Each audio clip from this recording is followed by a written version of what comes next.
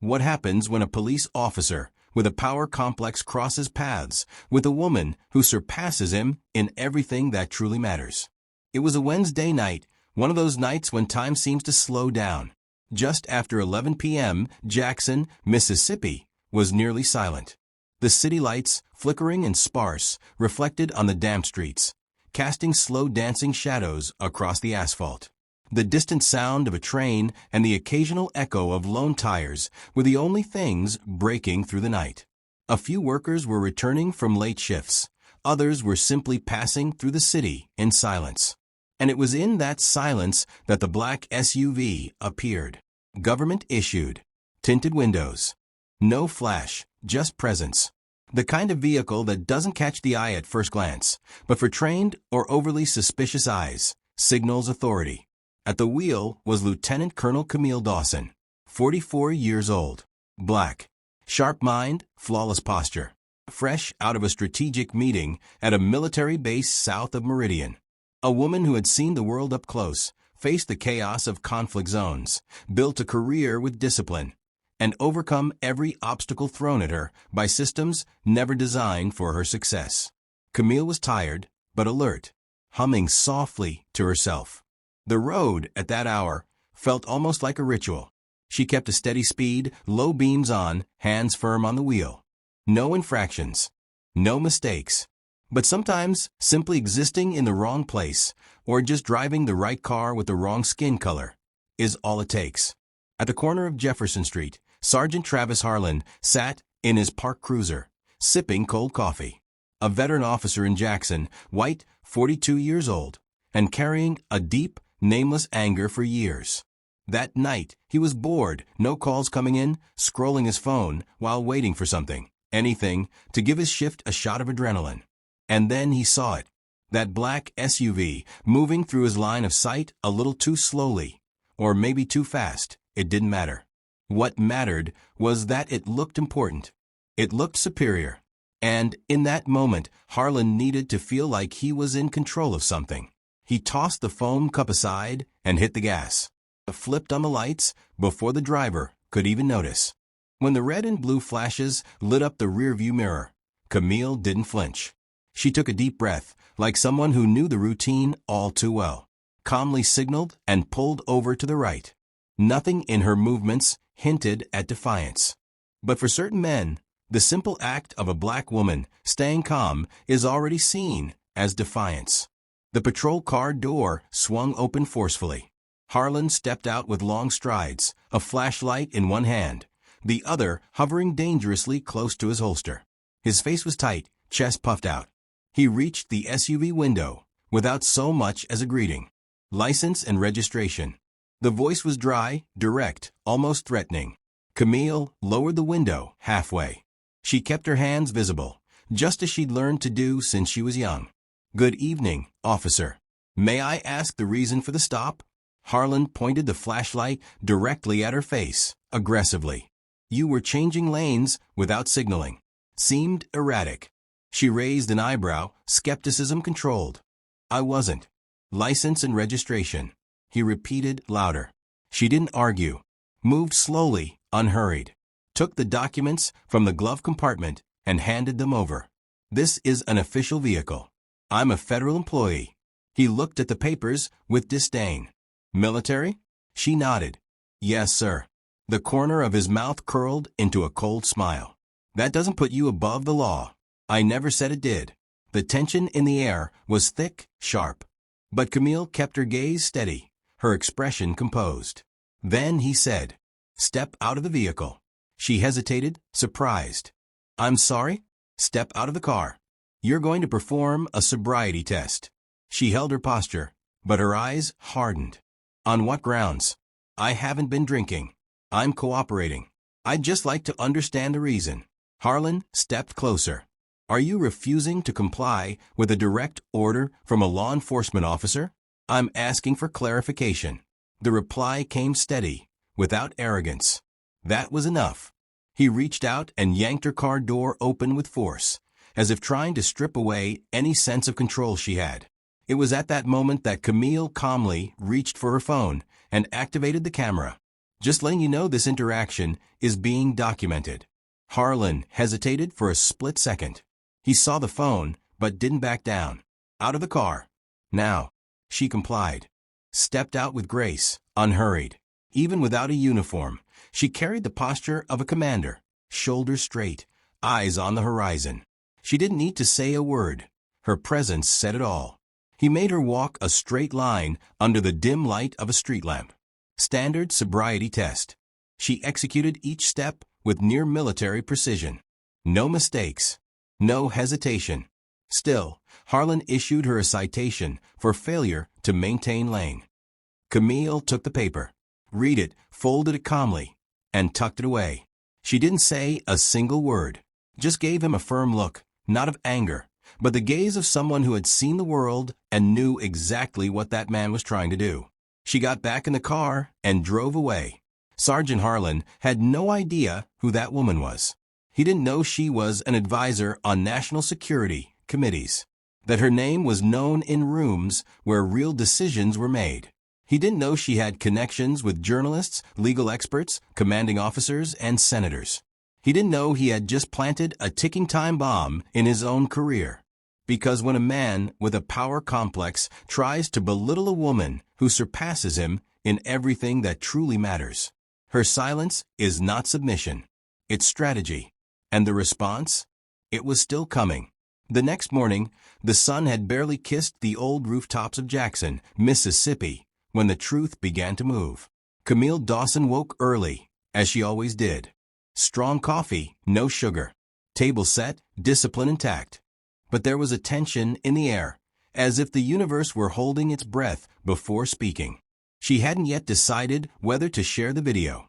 For her, this wasn't the first time she had been underestimated. No, the first time the invisible uniform of a black woman, stitched together from achievements, degrees, and years of service, had been ignored by a gaze full of cheap authority. But the video, that video was something else. A longtime friend, an Air Force captain and fellow military academy graduate, saw the file in her phone gallery during a casual coffee that morning. He watched in silence. His eyes hardened. "Do you have any idea what this represents?" he asked, looking at her like someone seeing a spark capable of becoming a wildfire. Camille nodded slowly. "I do. But the question is, do I want to start that fire?" He didn't press. He simply asked for permission to send it to someone, a reporter. Trusted. Black. Brave. The kind of woman who doesn't lower her eyes for anyone.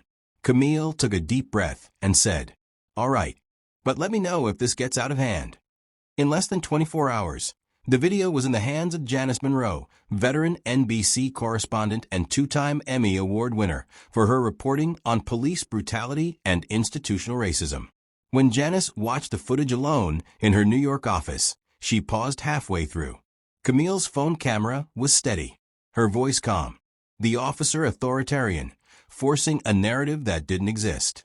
Janice rewound the video. Watched it again. At the end, she said only one sentence, a whisper sharp as a blade. "This woman is not just anyone." As the video quietly made its way through journalists, activists, and civil rights leaders, Camille remained silent. She didn't want the spotlight. She never had. But she knew she held something valuable, raw proof that respect still had to be demanded, even when it should have been automatic. This wasn't about a ticket or a frustrated sergeant on a slow night shift. It was about an entire system that treated black women as threats, even when they were calm, even when they were right. She thought of her grandmother, a nurse in segregated hospitals during the 1960s, who used to say, "The dignity of a black woman disturbs more than rebellion, because she doesn't beg, she commands." That same afternoon, the video leaked. No one knows exactly who did it. Maybe someone from the newsroom. Maybe someone from the Justice Committee. Maybe fate itself, tired of waiting. First, it appeared on Twitter. Then, in Facebook groups. Within hours, it spread to TikTok, Instagram, and the major debate forums. The video's title was simple: "When a badge meets a woman stronger than it." The reactions were immediate. This woman held more composure than most generals. She could have ended that cop's career with one call. But she chose peace. That's real power. If that were my mother, my sister, my daughter, I'd be at that police station right now. The video passed 1 million views in under 10 hours. And then, the calls started coming in. CNN's team called. The New York Times requested an interview. Veteran groups began posting in support. Officers from other cities sent private messages saying, "Thank you for exposing this. It happens more than people realize."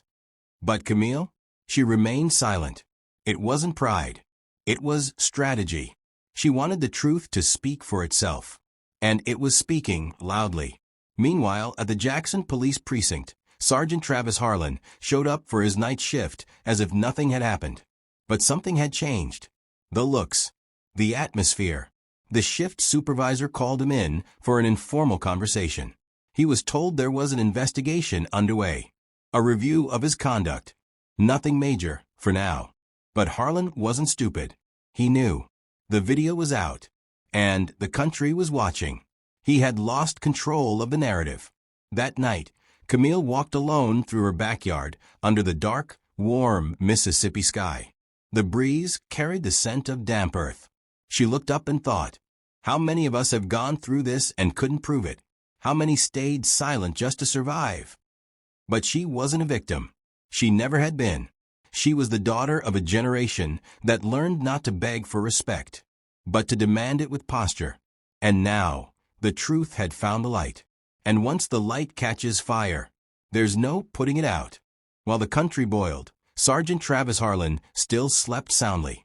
In his mind, everything had followed protocol. Stop, suspicion, test, ticket. End of story. The night's report? Brief. No critical notes. Standard conduct. He wrote it himself. He didn't even bother to mention that the driver was a U.S. Army lieutenant colonel, a combat veteran, and held federal-level security clearance. That didn't matter. In his mind, she was just a mouthy woman. And worse, black. Behind the scenes at the precinct, the conversation was different. 3 days after the stop, Harlan was called into the office of the Jackson Chief of Police. The air was tense. Cold air conditioning. Blinds closed. A silence that screamed, "Sergeant, we're going to need you to step away from your duties temporarily." "With pay?" he asked, trying to sound casual. "For now." The official reason? Investigation into misconduct during a nighttime traffic stop. But Harlan knew. He had already heard the whispers. He saw colleagues murmuring, avoiding eye contact in the hallway. He knew the video had leaked, and it was out of control. The country wasn't the same anymore since that footage hit the screens. In Washington, D.C., inside a newsroom lined with dark wood and walls covered in photos of wars, protests, and courtroom victories, an editor at the Washington Post magazine was finalizing the cover story. Working title: When Power Meets Prejudice, the Camille Dawson Case. The journalist who wrote the piece had interviewed Camille's former commanders, soldiers she had led, and professors from the West Point Military Academy. They all said the same thing. She's one of the most competent officers of her generation. A natural leader. Respected. Composed. Tireless. The article walked the line between the personal and the systemic. How a black woman, even at the top of the military hierarchy, could still be treated as a suspect just for existing in a public space, at night, in a black car. By Monday morning, the magazine hit the stands. And the country stopped to listen. The impact was immediate.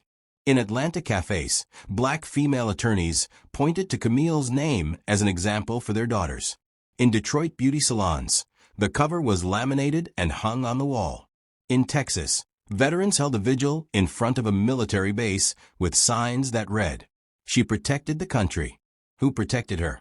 CNN, MSNBC, even Fox News panels lit up with debate. Opinions were divided, but one truth remained. This wasn't just about one cop. It was about the weight of racism disguised as authority. It was about the difference between a uniform worn to serve and one worn to dominate. Camille watched it all from a distance. No interviews.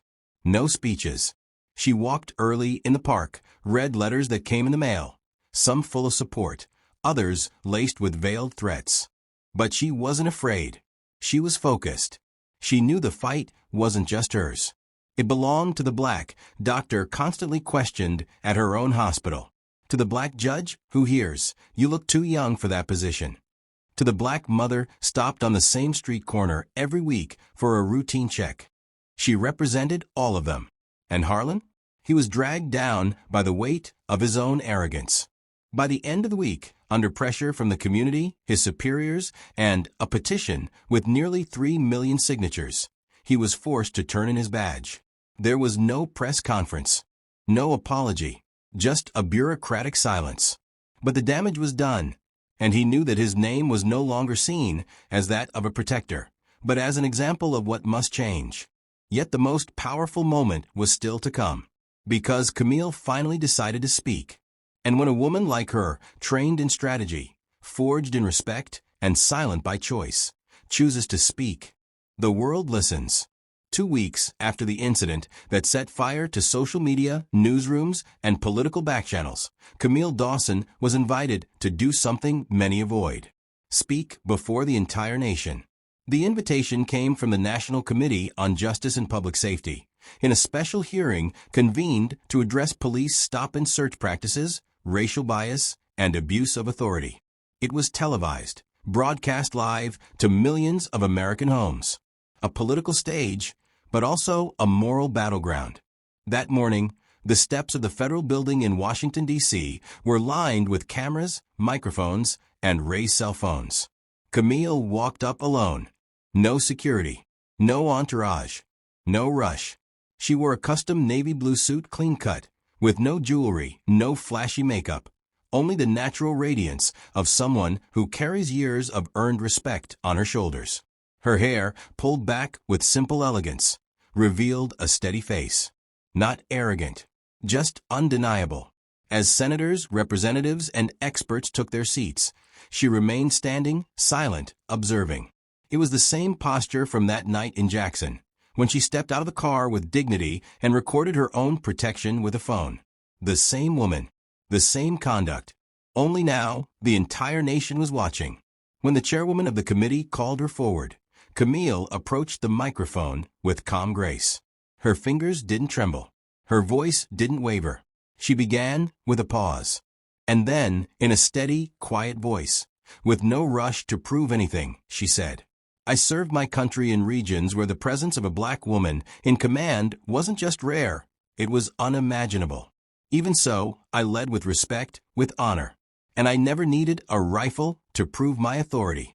My conduct was enough." The room fell silent.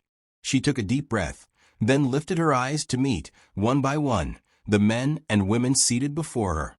Some were uncomfortable, others moved. That night, I wasn't in uniform, but everything I had built, my career, my honor, my dignity, was with me. And still, I was treated like a threat. Why? Because the presence of a woman like me unsettles men who only understand power through force. This isn't about me. It's about a system that turns insecurity into authority. A system where character means less than a badge. And as long as that remains true, women like me will keep having to justify our existence. A heavy silence took over the room. Not the silence of apathy, but the silence of impact. The weight of truth. The video of her speech went viral within hours. Clipped excerpts circulated on TikTok, Instagram, and the evening news. But the full video, all 7 exact minutes of Camille before the committee, became a landmark moment. She didn't yell. She didn't cry. She didn't accuse. And perhaps that's what made it so devastating. Camille began receiving invitations from across the country. Historically black colleges asked her to speak. Prestigious newspapers requested op-eds. Military organizations began reviewing their own conduct protocols based on her case. In New York, a newly commissioned lieutenant approached her after a roundtable discussion, eyes glassy with emotion, and said, "Before I saw you, I thought I had to stay quiet to keep my position. Thank you for showing me another way." Camille listened, smiled, lightly touched the young woman's shoulder, and said, "Always speak, but choose your battles. And never lower your chin." She didn't become a symbol by choice, but by consequence. Camille wasn't seeking fame. She didn't chase headlines. But that day, she understood what true leaders learn on the battlefield. Someone has to take up space. If not for herself, then for those who come after. And she was ready. Sergeant Travis Harlan was not arrested. For many, that would have been the bare minimum. But the truth is, the system rarely moves quickly against its own. What he lost, however, was something far harder to recover. The cloak of impunity he had always operated under. The badge was still his, until the moment it stopped being a shield and became a mirror. And in the reflection, there was no honor. Only a man who mistook authority for ego. No position, no respect, no trust from the community. His colleagues began to avoid his name. The city began to remember his face. He became an example of what not to do. And the harshest truth of all, he would forever be part of a story where he'd never be the protagonist. Camille Dawson, on the other hand, didn't just move on. She didn't return to her routine as if it had all been just another obstacle. Because it wasn't. It was a turning point. And when waters like that part, it's not to retreat, it's to cross. Shortly after her speech at the National Committee, Camille was promoted to Brigadier General, a recognition of her service, her integrity, and most of all, her moral leadership, demonstrated not on foreign soil, but here at home, where the battlefield is called institutional racism. She was invited to join a special advisory group connected to the Department of Justice, focused on police conduct reform, racial justice, and community public safety. But Camille went further. She took on the mission of training new leadership.